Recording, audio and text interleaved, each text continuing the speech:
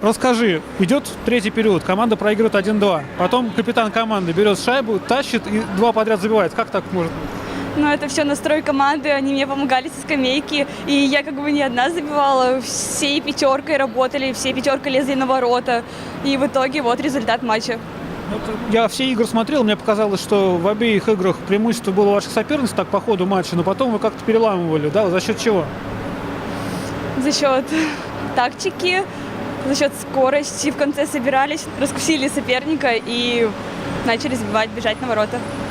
У вас получались довольно красивые шайбы, я имею в виду всю вашу команду, да? Вы же сами все из города, откуда родом Артемий Панарин. Это у вас в крови у всех жителей этого города? Возможно. Коркинский хоккей.